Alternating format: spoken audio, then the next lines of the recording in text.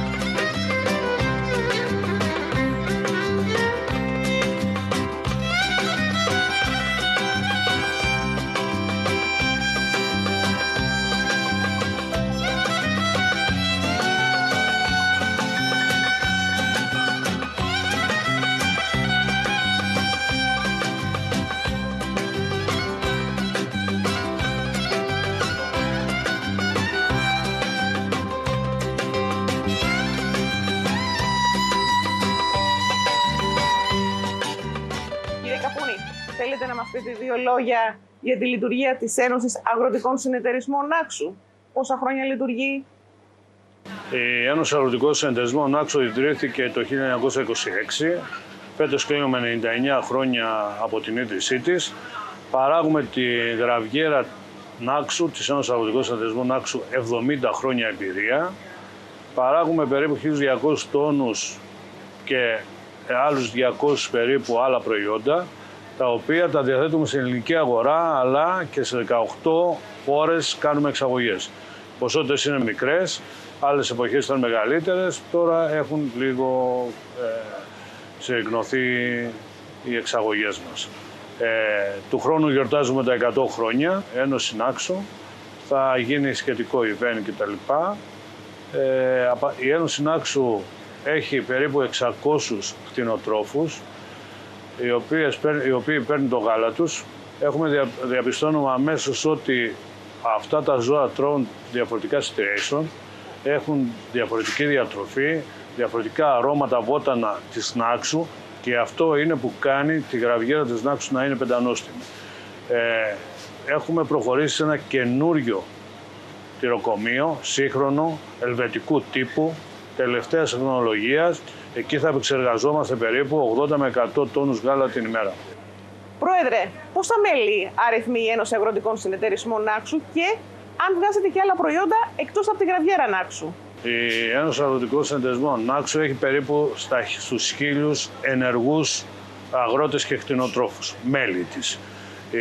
Εκτός από τη γραβιέρα παράγουμε και άλλους κωδικούς, όπως είναι το θυαλωμένο γάλα, το γιαούρτι και διάφορους άλλους κωδικούς. Άμα δούμε εδώ πέρα, έχουμε το γίδινο, έχουμε το κεφαλοτήρι, έχουμε το ορεινό, έχουμε το καπνιστό, έχουμε τα βότανα, έχουμε τη γραβιέρα με τρούφα, έχουμε διάφορους άλλους κωδικούς, έχουμε τις φίνες που μπορούν να πάρουν και τα κομμάτια και την τριμμένη γραβιέρα που μπορεί να αγοράσει οποιοδήποτε επισκεφτεί το νησί αλλά και σε όλη την Ελλάδα. Από εκεί και πέρα έχουμε την πατάτα της Νάξου, ένα δεύτερο προϊόν που είναι Πούγουε, στην οποία παράγουμε τώρα τελευταία μαζί με τις κλιματικές αλλαγές περίπου στους 3.500 τόνους, ενώ παλιά ξεκινάγαμε από 12 και φτάναμε πριν κάποια χρόνια 6 εκατομμύρια κιλά πατάτες. Είναι ένα προϊόν που διαδίδεται σε όλη την αγορά. Πώς είναι η κατάσταση με τον πρωτογενή τομέα, πώς το βλέπετε, τι έχετε να σχολιάσετε πάνω σε αυτό? Ο πρωτογενής τομέας έχει πάρει τη φθήνουσα. Αυτή τη στιγμή βλέπουμε ότι πολλοί φεύγουν από το επάγγελμα, πολλοί φεύγουν από τη γη, διότι δεν βγάζουν μεροκάματο. Δεν υπάρχουν έργα υποδομής που μπορούν να στηρίξουν τον αγρότη και τον κτηνοτρόφο. Και δεύτερον είναι ότι το κόστος παραγωγής έχει ανέβει ψηλά, οπότε δεν μπορεί να ανταπεξέλθει στα έξοδα ο αγρότης και ο κτηνοτρόφος. Και αυτό τους κάνει να αλλάζουν επάγγελμα. Θα σας πω ένα χαρακτηριστικό, ότι στο χωριό μου το 2007 είχε 136 στάβλους, κτηνοτρόφους. Σήμερα απαριθμεί 28. Οπότε καταλαβαίνουμε στη 15ετία πόσο μεγάλη διαφορά υπάρχει αυτή τη στιγμή. Πιστεύετε ότι αυτή η κατάσταση μπορεί να ανατραπεί, να είναι τα πράγματα πιο αισιόδοξα για το μέλλον? Μπορεί να ανατραπεί και να αλλάξει αν η πολιτεία κοιτάξει την νησιωτικότητα. Γιατί εμείς είμαστε ένα νησί, υπάρχει νησιωτικότητα, αλλά υπάρχει μόνο στα χαρτιά. Δεν την έχουν στηρίξει. Δεν υπάρχουν έργα υποδομής έτσι ώστε να στηριχτεί ο πρωτογενής τομέας. Δηλαδή, ένα φράγμα το οποίο από το 2009 έχει δημοπρατηθεί, 16 χρόνια τώρα δεν έχει καν ολοκληρωθεί, δεν έχει μπει καν τσάπα μέσα για να σκάψει. Ένας βιολογικός καθαρισμός του Δήμου της Νάξου με μια τριτοβάθμια επεξεργασία θα μπορούσε να γυρίζει το νερό πίσω και να εμπλουτίζει τον υδροφόρο ορίζοντα. Η δημιουργία ΚΕΠ που καταργήθηκαν είναι ενημέρωση που υπήρχε παροχή ενημέρωση στον αγρότη, στον κτηνοτρόφο, αυτό έχει σταματήσει. Όσον αφορά το κόστος, η ενέργεια, πρέπει να ληφθούν άμεσα μέτρα έτσι ώστε να υπάρχουν ειδικά τιμολόγια όσον αφορά την ενέργεια και γενικά τα πετρέλαια και γενικά το αέριο που χρησιμοποιεί ο κτηνοτρόφος να αλλάξουν οι τιμές. Όλα αυτά είναι ένα μεγάλο βήμα αν γίνει από την πολιτεία για να στραφεί πίσω ο κτηνοτρόφος και ο αγρότης στο γράφι. Απόμαι ακόμα ότι η γραβιέρα Νάξου της Ένωσης Αγροτικών Συνεταιρισμών βγήκε δεύτερη παγκοσμίως στο Taste Atlas και πρώτο πιάτο παγκοσμίως η γραβιέρα της Ένωσης Αγροτικών Συνεταιρισμών Νάξου. Είναι η αυθεντική, η γνήσια, η μοναδική και η μονάκριβη που υπάρχει στον κόσμο.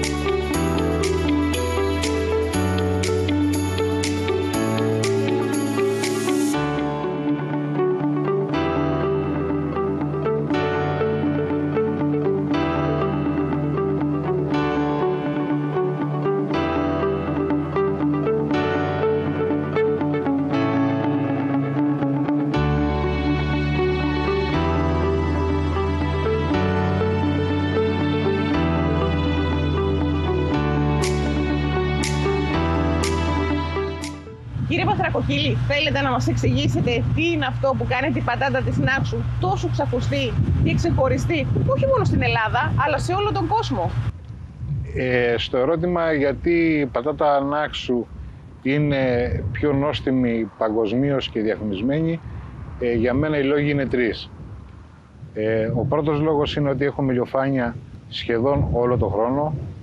Δεύτερο, ότι απέχουμε σε μια διάμετρο 3 περίπου χιλιόμετρων από τη θάλασσα.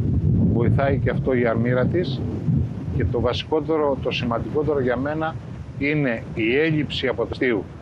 Που η έλλειψη ασβεστίου δεν δημιουργεί πρόβλημα στο φυτό. Ναι, μεν το κάνει πολύ παραγωγικό, αλλά είναι και κατά βάση αυτή που δίνει την άλλη γεύση στο προϊόν αυτό. και φαντάζομαι ότι αυτό δεν θα το έχουν άλλες περιοχές εν Ελλάδη και παγκοσμίως.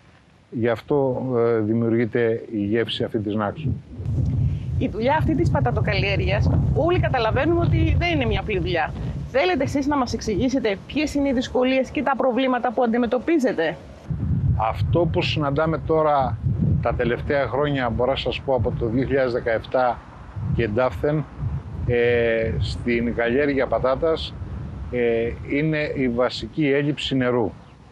Αυτό, την έλλειψη την είχα συναντήσει και σε μικρότερη ηλικία το 1986, 87, 88, 89 με αποκορύφωμα το 90 που δεν είχε στάξει καθόλου νερό. Άρα είναι ένα φαινόμενο το οποίο επαναλαμβάνεται συχνά κατά κάποια έτη. Σε αυτό νομίζω ο ανθρώπινος παράγοντας δεν μπορεί να το αντιμετωπίσει τόσο εύκολα, αλλά μπορεί όμως ο ανθρώπινος παράγοντας να αντιμετωπίσει το άλλο θέμα του νερού που θα βρεθεί από τον τριτοβάθμιο βιολογικό της Νάξου, ο οποίος αυτή τη στιγμή στέλνει εκατομμύρια κυβικά ημερησίως στη θάλασσα και πάνε ανεκμετάλλευτα. Όταν γινόταν τριτοβάθμια επεξεργασία, θα μπορούσε αυτό το νερό να γυρίσει σε μια απόσταση 4 περίπου χιλιόμετρων σε μια περιοχή, να εμπλουτίζει εκεί το υπέδαφος, με αποτέλεσμα η Νάξο, η πεδιάδα αυτή που καλλιεργεί κατά βάση πατάτες, να μην έχει ποτέ πρόβλημα και να μην περιμένουμε τις υποτιθέμενες βροχές, ποια χρόνια θα βρέξει, ποια χρόνια θα είναι τόσες πολλές οι βροχές που θα γεμίσουν το υποτιθέμενο φράγμα, το οποίο δεν έχει ξεκινήσει ακόμα και ας έχει εγκαινιαστεί 4 φορές από το 2008 και μετά. Άρα λοιπόν ένας πατατοκαλλιεργητής πρέπει να έχει το νερό, τον ήλιο που είπαμε, για να μπορεί να καλλιεργήσει. Αν δεν τα έχει αυτά, είναι καταδικασμένος. Δεν θα ξεχάσω την περσινή χρονιά του 24, που εγώ που σε φαινόμενα, ας πούμε, κανονικών βροχοπτώσεων, καλλιεργώ ετησίως γύρω στα 120 στρέμματα, 2 καλλιέργειες, δηλαδή καλοκαιρινής και χειμωνιάτικης καλλιέργειας, και πέρυσι το 24 δεν είχα καλλιεργήσει σχεδόν τίποτα. Άρα λοιπόν ο πρωτογενής τομέας, και είναι λίγος αυτός ο κόσμος που έχει κατά κύριο επάγγελμα την αγροτιά, υπάρχει ο συνδυασμός δημόσιος υπάλληλος, ιδιωτικός υπάλληλος και 2-3 ενοικιαζόμενα τουριστικά, και να καλλιεργώ και 10 στρέμματα πατάτες. Αυτοί δεν έχουν το πρόβλημα. Το πρόβλημα το έχει ο πρωτογενής τομέας, που αυτός είναι λίγος, δηλαδή στην Νάξο κυμαίνεται γύρω στο 5%, δηλαδή είναι το μόνο εισόδημά του η γεωργία, η γη και η κτηνοτροφία, τα τετράποδα, με αποτέλεσμα αυτοί να δεινοπαθούν. Αυτοί που ασχολούνται μόνο με αυτό είναι για τη φυλακή, σε γενικές γραμμές και σε παρένθεση.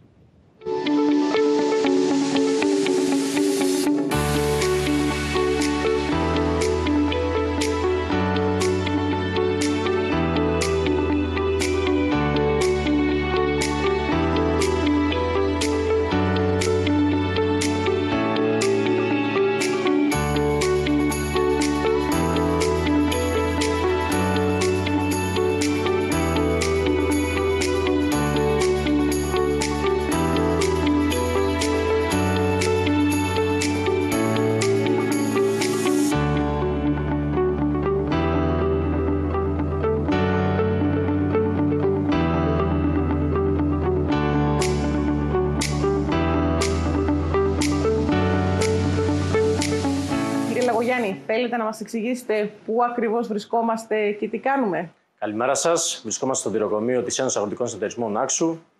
Παράγουμε γραβιέρα Νάξου 70 χρόνια. 99 χρόνια δουλεύει η Ένωση. Περίπου 1.200 τόνους γραβιέρα ετησίως, συν 200 τόνους άλλα προϊόντα. Θέλετε να μας εξηγήσετε τι είναι αυτό που έχει κάνει τη γραβιέρα Νάξου ξακουστεί σε όλο τον κόσμο? Τη γεύση της. Σας ακούμε. Το τι κάνει τη γραβιέρα μας ξεχωριστή εξαρτάται από πολλούς παράγοντες. Ξεκινάει από το μεράκι και την αγάπη των κτηνοτρόφων και καταλήγει στο δικό μας μεράκι και στη δική μας αγάπη για τη δουλειά μας και για το προϊόν. Το τυροκομείο μας αποτελείται από εξειδικευμένο προσωπικό. Είμαστε μια πιστοποιημένη μονάδα με υψηλά standards. Εδώ όλοι προερχόμαστε από οικογένειες αγροτών, είμαστε παιδιά αγροτών, κτηνοτρόφων. Αγαπάμε αυτό που κάνουμε, σεβόμαστε αυτό που κάνουμε και ξέρουμε το αντίκτυπο που έχει στην κοινωνία της Νάξου η δική μας η εργασία. Η γραβιέρα μας προέρχεται από αγνά προϊόντα και το μικροκλίμα της Νάξου είναι αυτό που βοηθάει επίσης να πετύχουμε αυτό το αποτέλεσμα.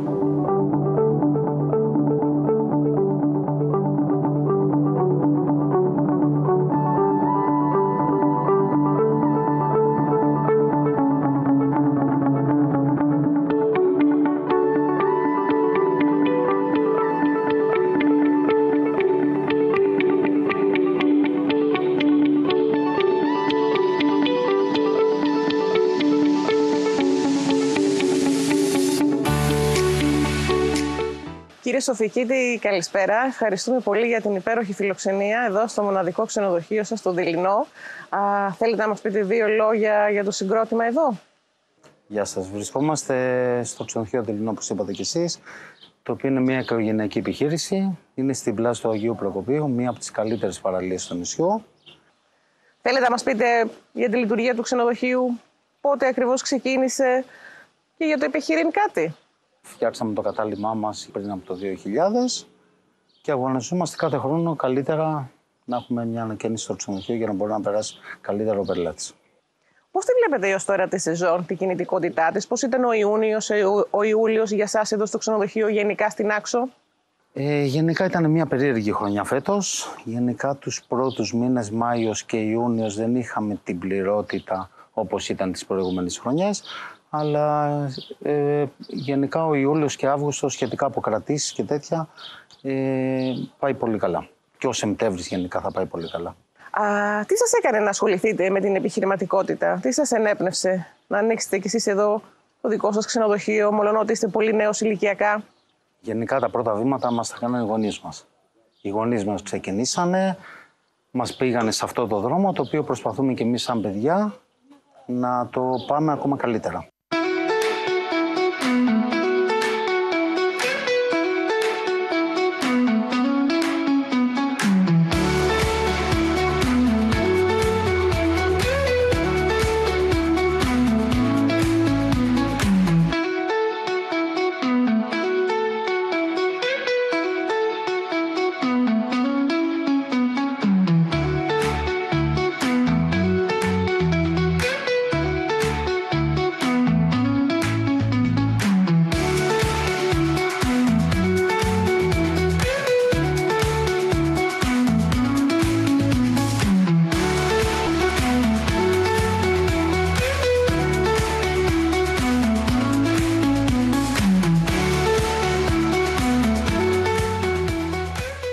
Κυρία Βλασερού, θέλετε να μας πείτε δύο λόγια για το πώς βρεθήκατε εδώ στο Χαλκί, πώς αποφασίσετε να ασχοληθείτε με το επιχειρήν? Σας ακούμε. Το Χαλκί είναι ένα από τα πιο όμορφα και παραδοσιακά χωριά της Νάξου, χτισμένο στην έφορη κοιλάδα της Τραγέας. Φημίζεται για την αρχιτεκτονική του, εντυπωσιάζει με τα νεοκλασικά του κτίρια και τα γραφικά πλακόστρωτα σοκάκια.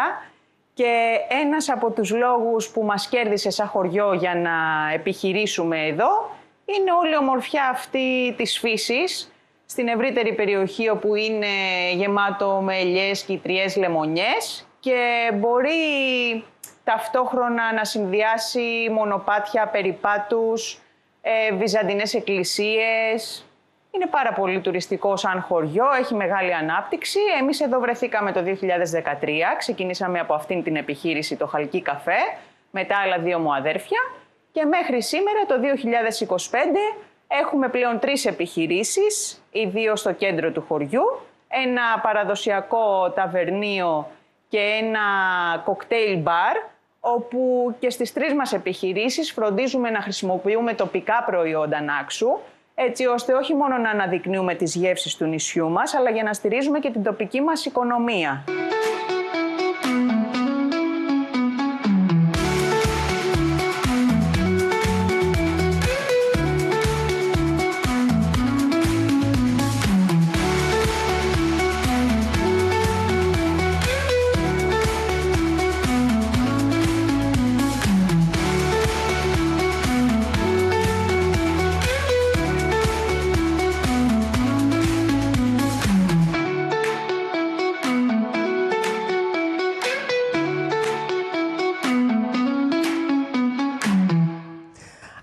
λοιπόν από την αποστολή της εκπομπής στην Άξο και ελπίζουμε να περάσατε κι εσείς το ίδιο όμορφα βλέποντας αυτές τις υπέροχες εικόνες όσο εμείς που βρεθήκαμε σε αυτό το πανέμορφο πραγματικά νησί.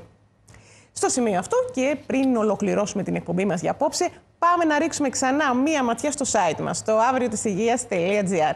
Καθημερινή ιστοσελίδα υγείας, την οποία επισκέπτεστε και διαβάζετε πολύ ενδιαφέροντα άρθρα για να κάνουμε κλικ στην κατηγορία τηλεοπτική εκπομπή. Πολύ ωραία. Πάμε χαμηλά λοιπόν.